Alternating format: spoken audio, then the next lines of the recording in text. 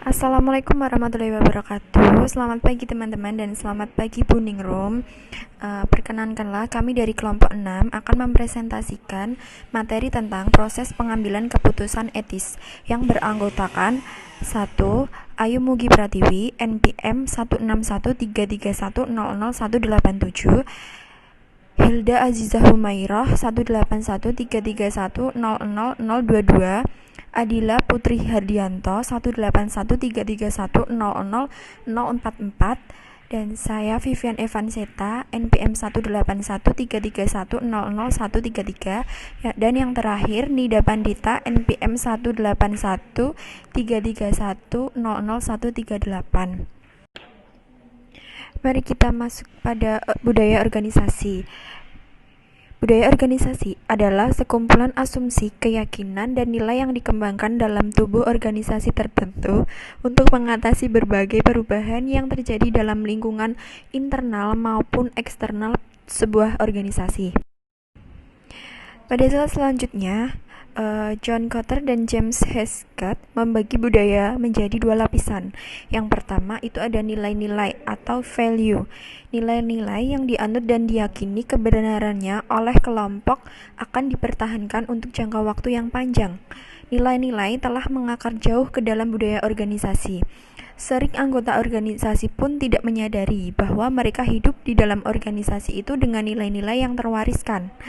Nilai-nilai berfungsi sebagai pemersatu tindakan dalam organisasi dengan menyediakan terminologi dan konsep yang sama untuk dipergunakan dalam komunikasi internal.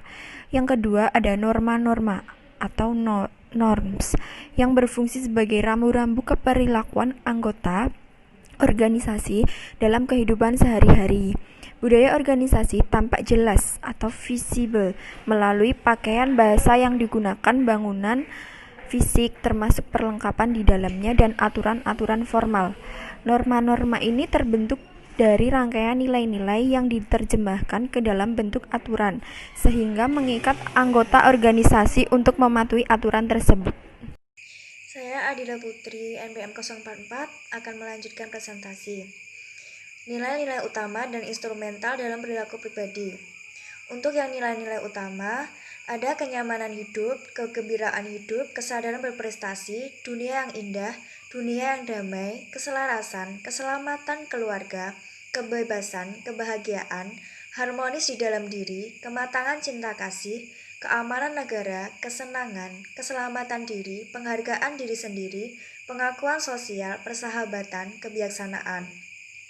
Sedangkan untuk nilai instrumental, ada ambisius, berwawasan luas, berkemampuan, penuh kegembiraan, bersih, berani, pemaaf, mudah menolong, jujur, imajinatif, independen, intelektual, logis, pecinta, patuh, sopan, bertanggung jawab, terkendali.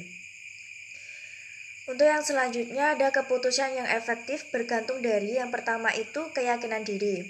Untuk keyakinan diri itu sendiri menggambarkan keyakinan seseorang akan kemampuan kepada dirinya dalam penyelesaian masalah.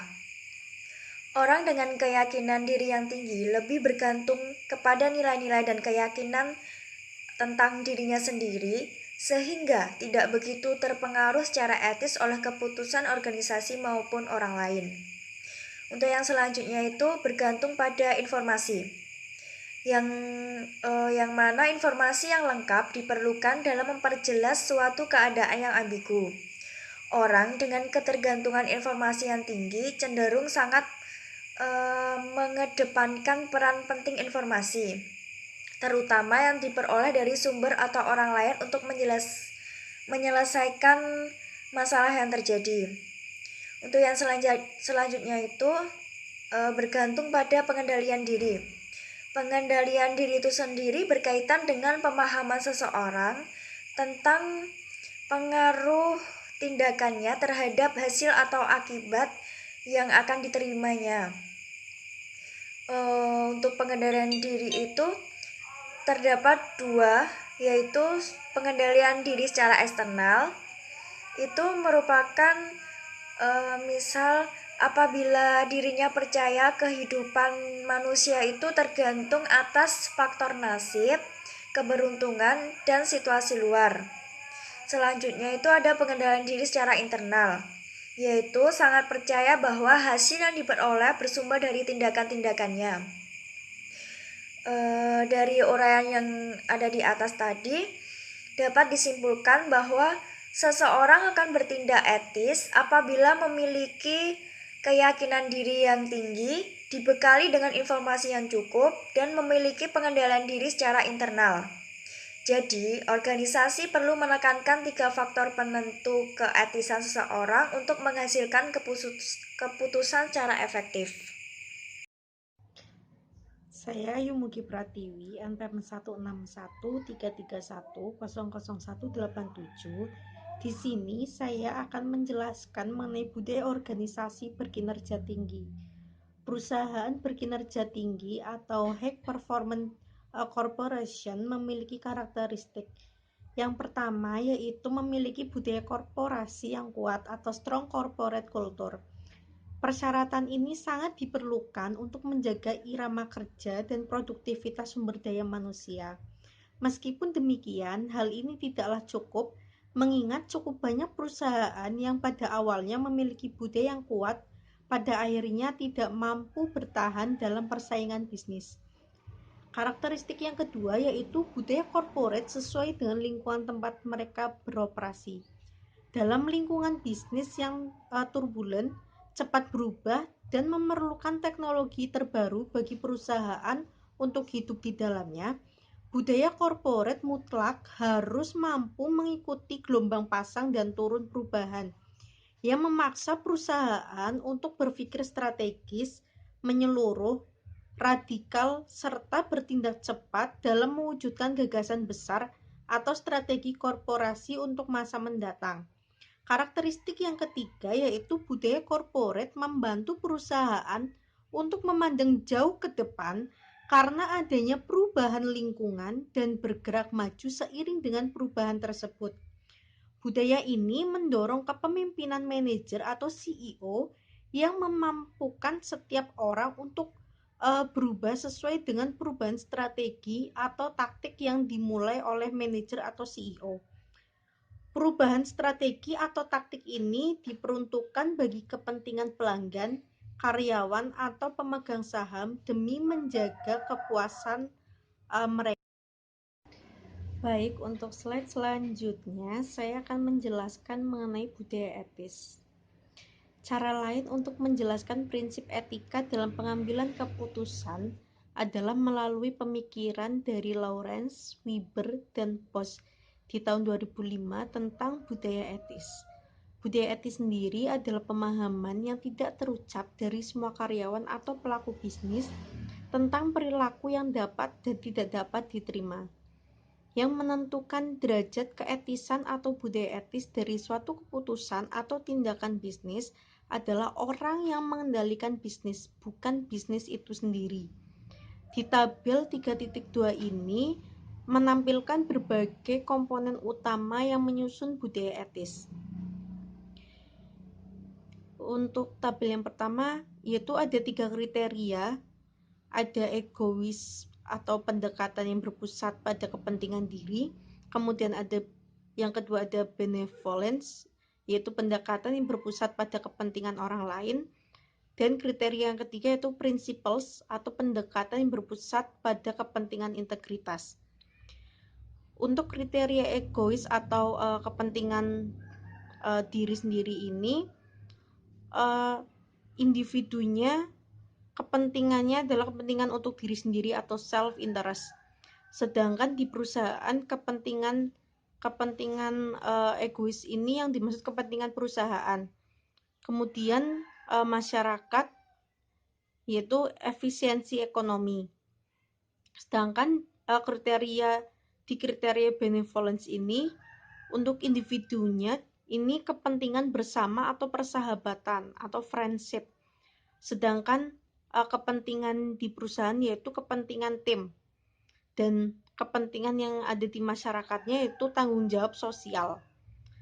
Untuk kriteria yang ketiga, principles atau kepentingan integritas ini untuk individunya yaitu untuk kepentingan moralitas pribadi atau personal morality. Kemudian untuk perusahaan yaitu prosedur dan peraturan perusahaan. Kemudian untuk masyarakatnya yaitu kode etik dan hukum.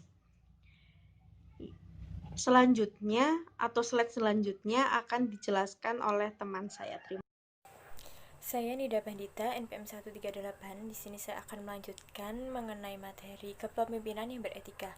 Inisiatif perubahan harus berasal dari pucuk pimpinan dengan para manajer media sebagai pendukung utamanya. Dengan dukungan yang seperti ini, pimpinan dapat memperluas pengaruh kepemimpinannya ke dalam kelompok-kelompok yang lebih kecil, divisi, atau departemen untuk menegaskan perilaku yang positif yang diperlukan juga dalam perusahaan berkinerja tinggi. Di slide selanjutnya yaitu mengenai prinsip-prinsip Konosuke Matsushita. Yang pertama yaitu ada pemimpin merupakan teladan bagi bawahannya. Di sini berarti seberapa luas pengetahuan seorang manajer dan seberapa pintarnya dia tidak akan bisa menjadi pimpinan yang lebih baik kalau dia masih kelihatan ragu-ragu tentang pekerjaannya. Karena bawahannya akan selalu melihat kepadanya sebagai teladan dan pimpinan yang penuh dengan rasa tanggung jawab. Yang kedua, yaitu menciptakan komunikasi dua arah. Nah, itu bermaksud dengan jalan yang dapat ditempuh perusahaan dalam mencapai keselarasan adalah dengan menjamin mengalirnya komunikasi secara lancar dari atas ke bawah maupun sebaliknya. Apabila pemikiran direktur utama tidak diteruskan kepada karyawan, perusahaan tidak akan dapat bekerja secara lancar atau secara tepat guna. Dan apabila aspirasi serta gagasan-gagasan karyawan tidak diteruskan kepada manajer puncak, perusahaan itu juga mungkin akan menghadapi kesulitan yang besar. Yang ketiga yaitu menghindari birokrasi yang menghalangi komunikasi antara bawahan dengan atasan. Di sini bermaksud, apabila suatu perusahaan tumbuh menjadi lebih besar, organisasi cenderung untuk menjadi tidak luas dan menjurus ke arah birokratif.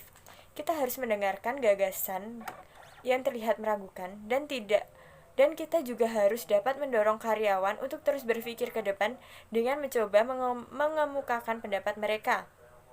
Yang keempat yaitu mengenai kepercayaan. Kita memberi kepercayaan penuh kepada karyawan untuk menunaikan tugasnya, tetapi jangan lupa memberikan bimbingan dan arahan kepadanya. Manajer harus dapat mempercayakan pekerjaannya kepada karyawan di bawahnya, serta harus bersedia untuk membantunya jika karyawan tersebut mempunyai permasalahan atau kesulitan dalam pengerjaannya. Saya Hilda Aziza, NPM 022, akan melanjutkan presentasi dari Mbak Nida mengenai prinsip-prinsip. Kemudian yang kelima ini ada menjalin hubungan baik dan manusiawi dengan pihak-pihak eksternal perusahaan.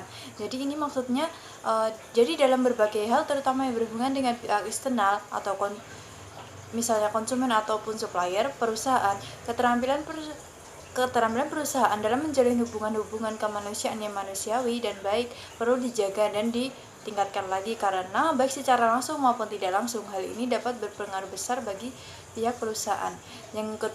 Kemudian yang keenam ada bersikap jujur dalam setiap keadaan. Ini misalnya ini seorang manajer yang baik seharusnya tidak boleh berbohong atau menipu. Integritasnya pasti akan menjadi tetap tegak selama dia mengucapkan kebenaran dalam setiap situasi walaupun keadaan-keadaan biasa berubah dan dia terpaksa mengatakan sesuatu yang tidak berbeda dengan apa yang dikatakan pada sebelumnya. Kemudian sikap berpura-pura atau kata-kata yang sekedar ditingkatkan hanya untuk menghibur bisa kurang baik dan bahkan kadang lebih buruk lagi karena dapat merusak suasana. Kemudian seorang manajer yang efektif tidak perlu mempunyai pengetahuan yang luas sekali dia tidak begitu penting apakah dia mempunyai keterampilan teknik yang tinggi. Seseorang bisa sukses karena pengetahuan atau keterampilan tekniknya, namun apabila keberhasilannya hanya didasarkan kepada unsur itu saja dan tidak akan pernah bisa berhasil baik sebagai seorang usahawan. Kemudian yang ketujuh ada tanamkan pada karyawan tentang visi dan misi perusahaan. Kalau seorang manajer itu pelit akan ilmunya dengan keterangan yang mengandung cita-cita bagi karyawan, dia akan kehilangan pengabdian dan keterlibatan para karyawan di dalam membentuk hari depan perusahaan atau kemudian visi misi perusahaan ke depannya. Nah, apabila mempunyai cita-cita berarti mempunyai kepentingan, mempunyai motivasi. Karena orang yang dapat menanamkan cita-cita demikian merupakan adalah manajer yang baik. Kemudian yang terakhir ada ciptakan suatu bentuk manajemen partisipasi yang dapat menyatukan aspirasi para karyawannya.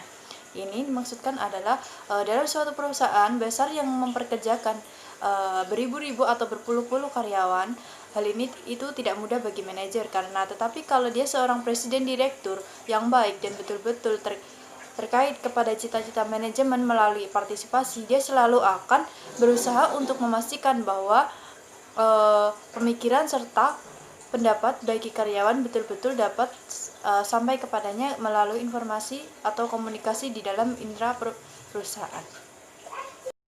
Untuk yang selanjutnya yaitu tentang kasus. Analisislah kasus Forpinto terkait dengan materi prinsip etika dalam pengambilan keputusan. Etika hendaknya diterapkan dalam bisnis dengan menunjukkan bahwa etika konsisten dengan tujuan bisnis, khususnya dalam pengambilan laba.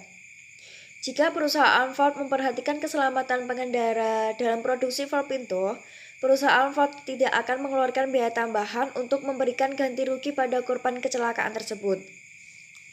Dalam pengerjaan teknis perancangan dan pembuatan sebuah mobil Forpinto, terjadi pelanggaran kode etik seorang desainer, yaitu membuat keputusan yang membahayakan keselamatan, kesehatan, dan kesejahteraan publik, serta tidak mengungkap faktor-faktor yang ada di dalam etika dalam bisnis tersebut. Sebagai seorang wirausaha, hendaknya menerapkan etika yang dapat memberikan kenyamanan terhadap konsumennya ataupun terhadap perusahaan tersebut. Dalam bidang otomotif ada etika engineering dan etika bisnis yang mengikat dan harus ditaati. Kejayaan suatu perusahaan besar dituntut dari hal-hal seperti kepercayaan, nama baik perusahaan, produk yang berkualitas, dan tentunya ketahanan terhadap persaingan dengan kompetitor.